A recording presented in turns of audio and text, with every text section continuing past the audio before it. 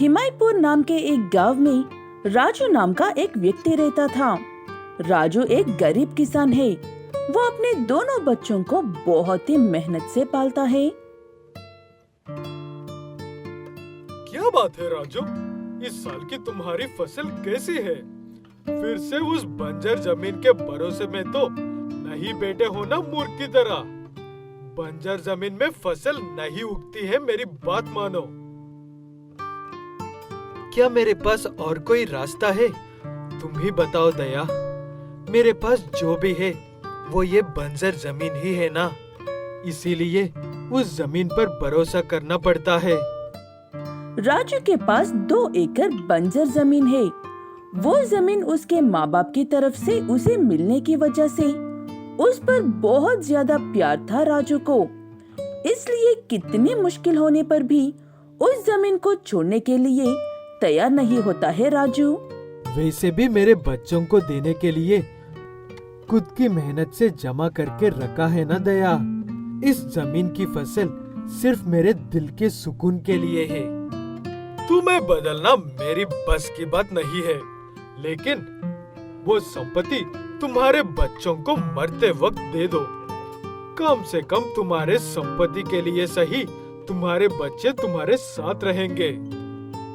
वो बातें सुनकर राजू को बिल्कुल भी अच्छा नहीं लगता है। मेरे बच्चे ऐसे नहीं है दया। मेरे संपत्ति के लिए मुझे छोड़ देंगे या संपत्ति के लिए मुझसे प्यार करेंगे, ये बात मैं नहीं मानता। ऐसे कहते हुए वहाँ से चला जाता है राजू।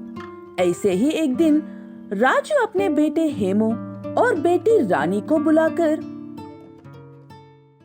मेरी उम्र हो गई है बच्चों, अब मैं इस घर की जिम्मेदारी को और नहीं संभाल सकता हूँ। इसीलिए मेरी कमाई हुई इस थोड़ी सी संपत्ति को तुम्हें दे रहा हूँ।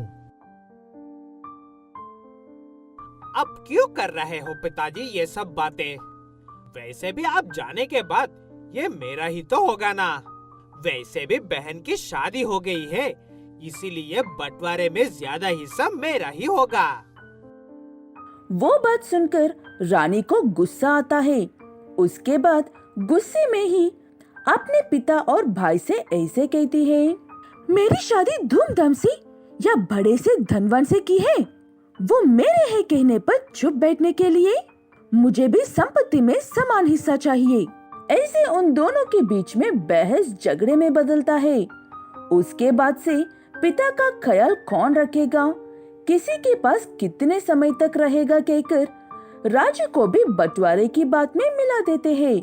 वो देखकर हैरान होकर दुखी होते हुए राजू ऐसे कहता है, ये संपत्ति तुम्हें समान हिस्सों में ही दूंगा, लेकिन मेरी माँ बाप की वो बंजर भूमि मेरे पास ही रहेगी। मैं तब तक वहाँ पर रहूंगा।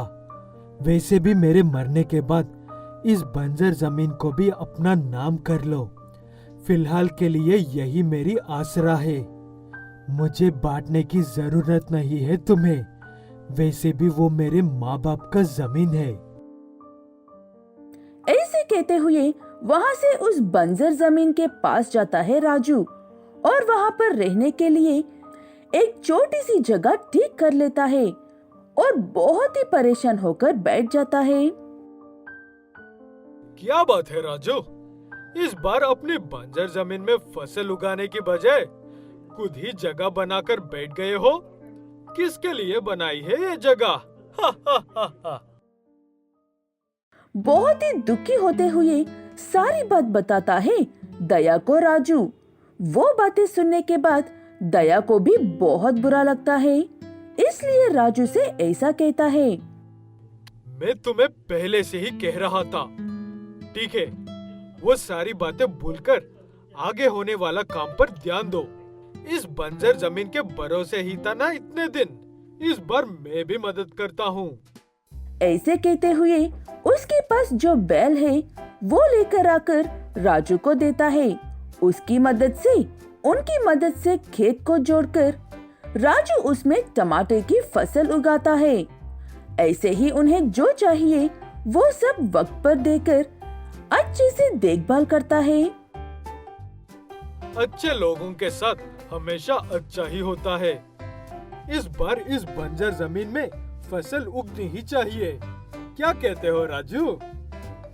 ऐसे वो टमाटे की फसल अच्छे होने के बाद दोनों मिलकर फसल की कटाई करते हैं, लेकिन उन्हें काटते ही वो सोने के रंग में बदलने लगते हैं। वो देखकर दया और राजू दोनों भी बहुत हैरान हो जाते हैं।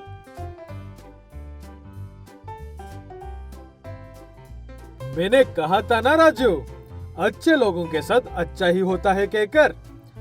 शायद ये हमारे माँ बाप का आशीर्वाद होगा। ऐसे उनके बेचकर बहुत बड़ा धनवान बन जाता है राजू। उसके बाद अपने दोस्त दया के साथ मिलकर बाकी की जिंदगी सुकून से जीने लगता है राजू। मुश्किल वक्त में मदद किए बिना देख रहे राजू के दोनों बच्चे अब उनकी हुई गलती पर दुखी होते रहते हैं। लखनपुर नाम के एक गांव में राधा नाम की एक लड़की रहती है। राधा बहुत ही खूबसूरत है और उसे इस बात का बहुत घमंड भी है। ऐसे ही चाहे कोई जो भी कहे और कितना भी कहे, वो जो चाहती है वो होने तक पीछे हटती ही नहीं है। राधा की इस स्वभाव को देखकर माँ लता और भाई लोकेश हमेशा दुखी होते थे। माँ, मैं अपने दोस्तों के साथ शॉपिंग के लिए जा रही हूँ, नए कपड़े खरीदने के लिए। जल्दी से पैसे दो, अब तक ही बहुत देर हो गई है। ये क्या कह रही हो बेटा? परसों की तो शॉपिंग के लिए जा रही हो कहकर आधी दुकान उठा कर लाई थी, फिर से शॉपिंग क्यों? वो बातें सुनकर बहुत गुस्सा आता है राधा को। उसके बाद अपनी माँ पर चिल्लाने लगती है राधा। इसका मतलब आप कह रही हो कि मुझे अब नहीं जाना चाहिए? मैं चाहे जितने कपड़े भी खरीदूं, तुम्हें क्या माँ, पैसे देना पसंद नहीं है तो तुम ही रख लो, मुझे जरूरत भी नहीं है, मैं ऐसे ही चली जाऊंगी। ऐसे कहते हुए गुस्से में वहाँ से चली जाती है राधा।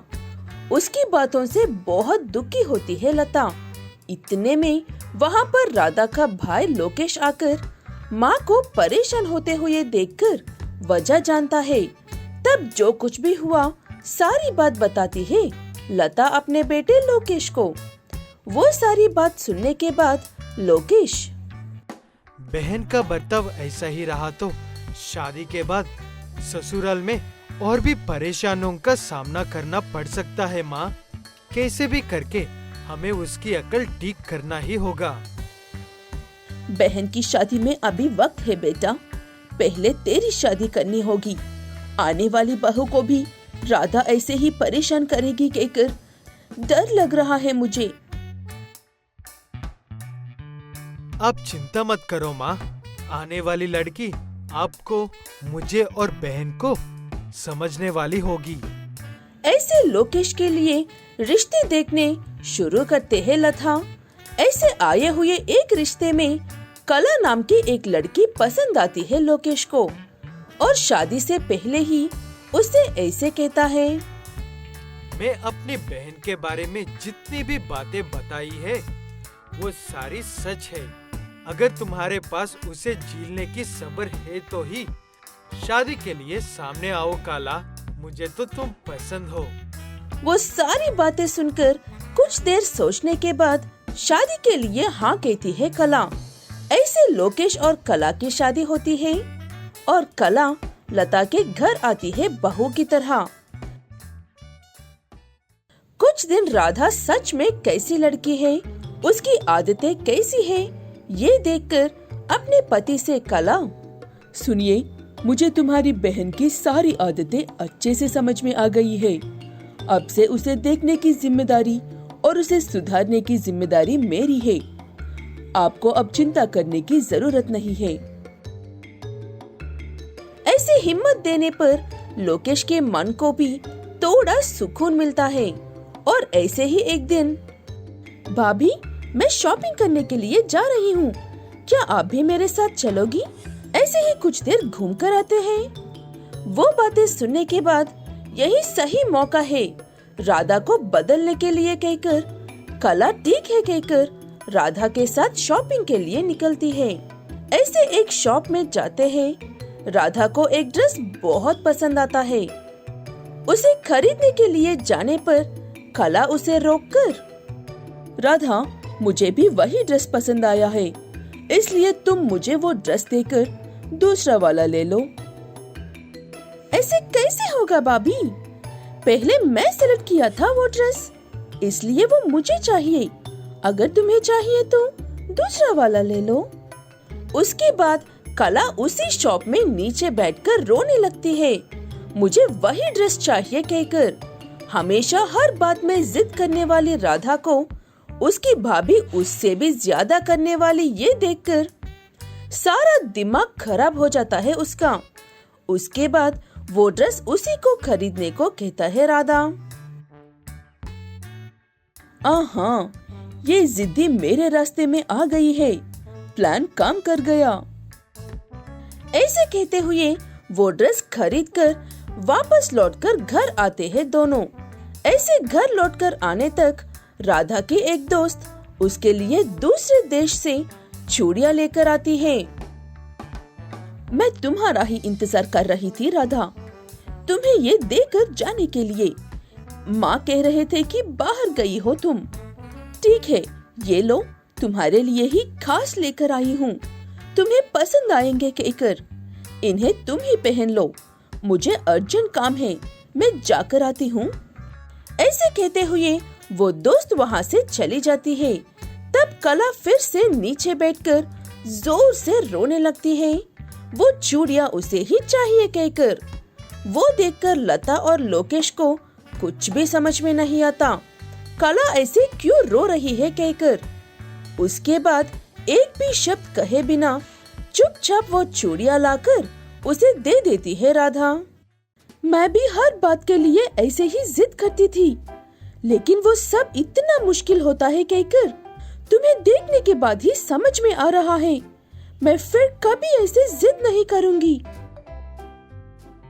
तब अपना रोना बंद करके कला कहती है कि उसने ये सब जानबूझकर किया था कहकर उसे उसी के अंदाज में कहने पर ही अच्छे से समझ में आएगा कहकर किया है कहती है। ऐसे उसकी भाभी की तरह आकर उसे सुधारने के लिए गले लगा लेती है राधा।